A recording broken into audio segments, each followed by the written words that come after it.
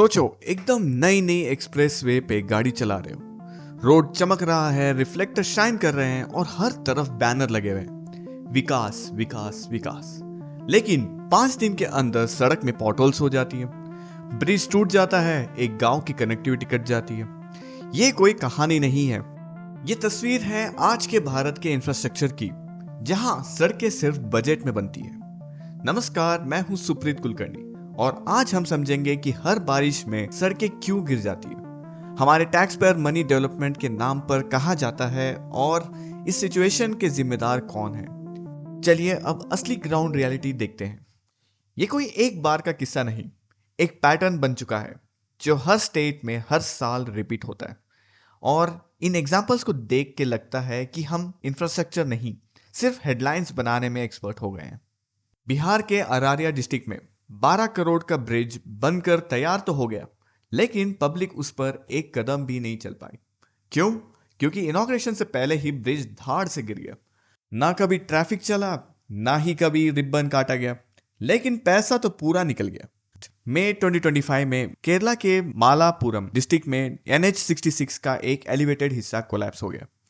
और सबसे हैरानी की बात यह है कि इसका रीजन कोई नेचुरल कैलेमिटी नहीं थी, बल्कि डिजाइन फेलियर था, जो खुद NHAI ने भी ऑफिशियली एक्सेप्ट किया। गुजरात के गंभीरा ब्रिज के बारे में 2021 से ही वार्निंग मिल रही थी।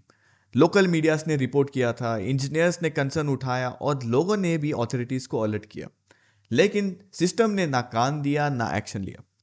4 साल तक ब्रिज वही का वही रहा, बिना रिपेयर, बिना ऑडिट। और फिर 2025 में वही ब्रिज अचानक गिर गया। इस हादसे में 20 से ज्यादा लोगों ने अपनी जान से हाथ खो बैठे। और कैसे भूल सकते हैं हमारे बुंदेलखंड एक्सप्रेसवे को, 15,000 करोड़ का मेगा प्रोजेक्ट, जिसका इनॉग्रेशन खुद प्रधानमंत्री ने किया था। तालियां बजी, हेडलाइंस छपी, लेकिन सिर्फ 5 दिन बाद ही एक्सप्रेसवे पर गड्ढे दिखने लगे। ऑफिशियल रीजन बताया कि मिट्टी ढल गई, पर जनता समझ गई ये सिर्फ मिट्टी का मसला नहीं है, असली खराबी तो पूरे सिस्टम में ही है। रोड मिनिस्ट्री के डेटा के मुताबिक सिर्फ 2021 से 2024 के बीच में 21 नेशनल हाईवे के ब्रिजेस गिर चुके हैं। हैरानी की बात यह है कि कुछ ब्रिजेस तो इनॉग्रेट होने से पहले ही धाराशायी हो गए, यानी रिबन भी नहीं कटा था, ब्रिज पहले ही गिर गया। और सबसे इंपॉर्टेंट बात, यह सिर्फ बिहार, केरला या गुजरात की कहानी नहीं है, ना ये किसी एक पार्टी का स्कैम है। करप्शन का रंग अलग हो सकता है, लेकिन सिस्टम सब जगह सेम है। हर स्टेट, हर डिस्ट्रिक्ट में फाइल क्लोज करने के चक्कर में रोड गिर रहे हैं, पर कमीशन पक्का से मिल रहा है। एक और कमाल की कहानी सुनिए। बिहार में एक ब्रिज बन गया, लेकिन दोनों तरफ रोड ही नहीं है। हाँ, आपने सही सुना, ब्रिज हवा में लटक रहा है और रोड भगवान भरोसे। क्यों बनाया गया? ताकि काम कंप्लीट मार्क हो जाए, फाइल क्लोज हो जाए, पैसे रिलीज हो जाए और सबका कमीशन टाइम से मिल जाए। पब्लिक यूज करे या ना करे, कॉन्ट्रैक्टर का टारगेट तो पूरा हो गया। ये कोई विकास नहीं है मेरे भाई, ये तो सीधा विकास का ठेका लेके लूट का मेला है। लेकिन सड़कें क्यों गिरती है? हर बारिश के बाद वही सीन, रोड गायब, गड्ढे डबल, एक्सीडेंट ट्रिपल। पर असली दिक्कत, अरे भाई दिक्कत एक नहीं, पूरा सिस्टम ही सर्कस बना हुआ है। बनावट से लेके मेंटेनेंस तक सब में जुगाड़ है। घटिया मटेरियल लगता है, ड्रेनेज का नाम और निशान नहीं होता। रिजल्ट, पानी सड़क के नीचे घुस जाता है और पूरी बेस को धो डालता है। और ऊपर से ट्रक डबल वेट ले जाते हैं। और मेंटेनेंस का तो हाल यह है कि बस फोटो खींच के पैचवर्क कर दो, काम खत्म। ना बेस चेक होता है, ना कोई लॉन्ग लास्टिंग फिक्स। कॉन्ट्रैक्टर पैसे बचाता है, पब्लिक पॉट होल गिनते रह जाते हैं। और सिस्टम की क्रिएटिविटी तो देखो, गुजरात में कुछ ऑफिशियल्स ने तो ब्राइब लेने के लिए EMI ऑप्शंस तक निकाल दिया है। जब भ्रष्टाचार भी नो कॉस्ट EMI पे मिल रहा हो, तो सड़क फ्री में क्यों ना टूटे?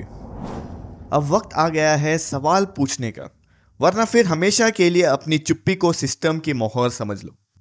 पूरा ब्रिज गिर गया, सड़क टूट गई, पर असली सवाल किसी ने पूछा? कौन था कॉन्ट्रैक्टर? क्या वो पहले से ब्लैकलिस्टेड था? मटेरियल टेस्ट का रिपोर्ट कहां गया? ऑडिट किसने अप्रूव किया? और सबसे बड़ा सवाल, बारिश के सीजन से पहले ही रिबन क्यों काटा गया?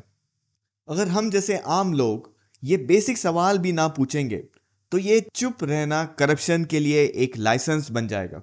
फिर कोई ब्रिज गिरने से पहले सिर्फ वक्त का इंतजार करेगा और हम सिर्फ अफसोस। भारत को ज्यादा रोड से पहले बेटर रोड चाहिए, मजबूत, बारिश प्रूफ और करप्शन फ्री। तो सवाल अब उठता है, सॉल्यूशन क्या है? अगर करप्शन हुआ, अरेस्ट करो, ब्लैकलिस्ट करो। ब्रिज गिरा या रोड धंसा, इसे एक्सीडेंट नहीं क्राइम समझो।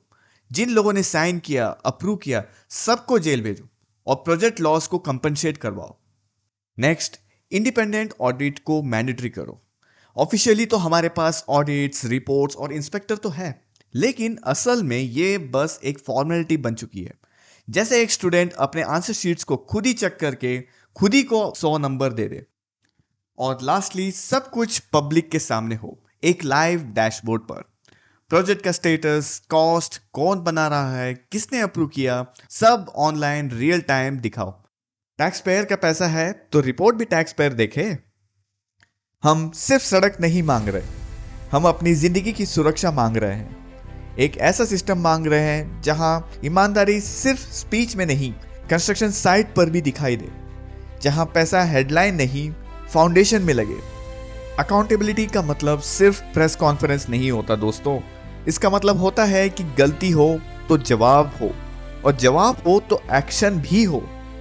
जब एक देश एक बारिश भी नहीं झेल पाता, तो उस देश के नेता को रिबन कट करने से पहले लोगों का गुस्सा सुनने की हिम्मत होनी चाहिए। अगर हम अभी भी चुप रहे तो अगला गड्ढा सिर्फ रोड में नहीं, सिस्टम में होगा, और उसमें गिरेंगे हम सब। अगर ये वीडियो आपको सोचने पर मजबूर करता है, लाइक करो, शेयर करो और कमेंट में अपने शहर के सबसे खराब सड़क का नाम लिखो। सब्सक्राइब करो इंडिया अनप्लग्ड को, क्योंकि असली देशभक्ति अंधभक्ति नहीं होती, सवाल पूछना होता है। जय हिंद।